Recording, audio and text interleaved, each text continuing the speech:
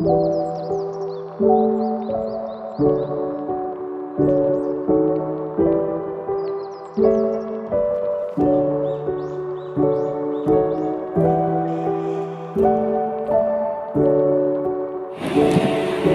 konsep berbicara yang pertama, yaitu berbicara adalah proses individu berkomunikasi. Berbicara ada kalanya digunakan sebagai alat berkomunikasi dengan lingkungannya. Bila hal ini dikaitkan dengan fungsi bahasa, maka berbicara digunakan sebagai sarana memperoleh pengetahuan mengadaptasi, digunakan sebagai sarana memperoleh sebuah pengetahuan, dan berbicara digunakan untuk mengontrol lingkungannya. Adapun contohnya yaitu seperti seorang anak yang mengenal lingkungannya dengan cara dia memberi sebuah pertanyaan-pertanyaan. Contohnya seperti mengapa, atau bagaimana caranya, atau sebuah apa yang terjadi di lingkungannya, seperti itu. Konsep berbicara yang selanjutnya yaitu berbicara adalah ekspresi kreatif. Melalui berbicara, manusia melakukan tidak hanya sekedar menyatakan idenya, tetapi juga mengekspresikan dirinya. Tidak hanya berbicara itu tidak hanya mengungkapkan kata-kata, tapi juga mengungkapkan mimik wajahnya seperti apa. Apabila dia mengucapkan atau berbicara tentang sesuatu hal yang bahagia atau menyenangkan, tentu ekspresi wajahnya juga terlihat ceria, terlihat tenang. Begitu juga apabila dia menyampaikan sesuatu hal yang sedih, berbicara tentang hal-hal yang sedih, tentu ekspresi wajahnya juga terlihat sedih. Konsep berbicara yang selanjutnya yaitu berbicara adalah tingkah laku. Berbicara adalah ekspresi pembicara. Melalui pembicara sebenarnya menyatakan gambaran dirinya. Berbicara merupakan simbol kepribadian si pembicara. Jadi dengan kita mendengarkan si pembicara berbicara, sebenarnya kita sudah bisa menilai seperti apa sih kepribadiannya seseorang ini, seperti apa tingkah laku sebenarnya dari pembicara ini. Jadi berbicara itu bisa mengekspresikan bagaimana sebenarnya tingkah laku seseorang tersebut, bagaimana sebenarnya tingkah laku pembicara tersebut. Konsep berbicara yang keempat yaitu berbicara adalah tingkah laku yang dipelajari.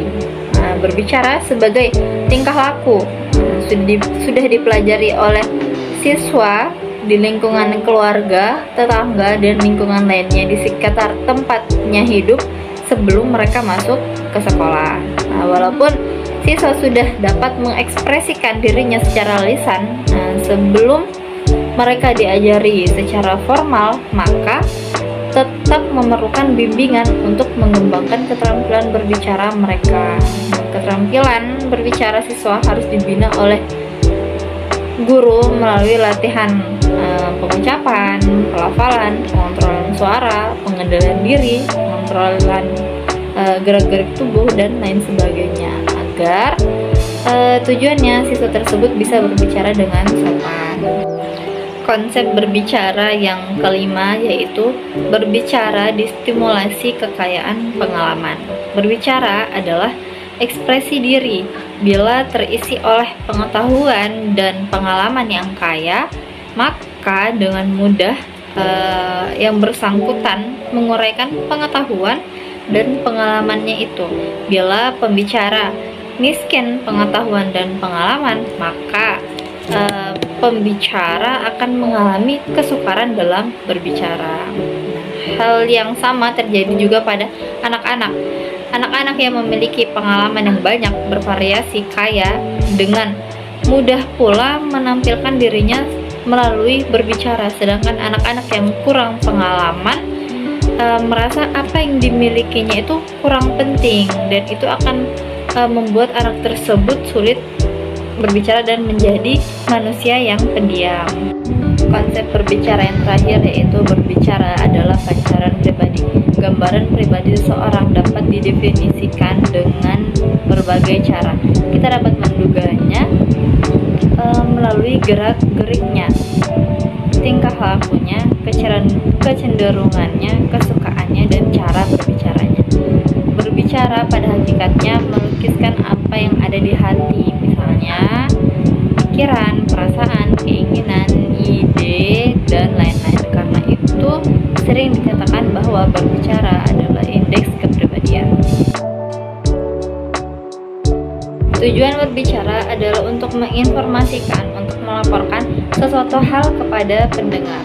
Sesuatu tersebut dapat berupa menjelaskan sesuatu, menguraikan, menafsirkan, atau menginterpretasikan sesuatu hal, memberi, menyebarkan, atau menanamkan pengetahuan, menjelaskan kaitan hubungan, relasi antara benda, hal, ataupun peristiwa. Cara meningkatkan kemampuan berbicara yang pertama yaitu membangun mental yang kuat agar pada saat menghadapi audiens yang banyak itu tidak merasa gugup ataupun takut.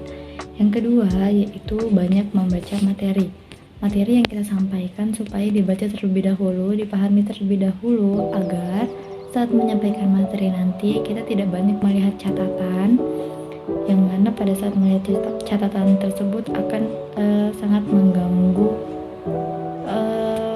penyampaian materi dan sangat tidak enak dipandang oleh audiens.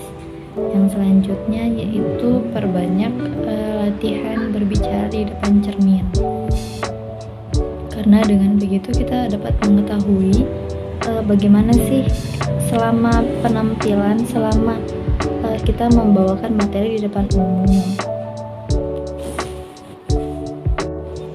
Selanjutnya ada baiknya pada saat pemaparan materi kita menyelipkan sebuah humor ataupun lawakan agar pada saat materi berlangsung atau acara berlangsung, acara tersebut tidak terlalu sunyi ataupun tidak terlalu kaku. Jadi alangkah baiknya untuk menyisipkan sebuah lawakan kecil. Selanjutnya kita perlu mengatur materi agar pada saat penyampaian materi nanti bisa teratur, apa yang kita sampaikan tidak berantakan dan tidak membuat audiens itu merasa apa yang kita sampaikan itu tidak jelas. Yang terakhir, jadilah diri sendiri pada saat berbicara, karena itu merupakan hal yang penting, hal yang membuat audiens itu bisa menilai bagaimana sih sebenarnya watak dari pemateri tersebut.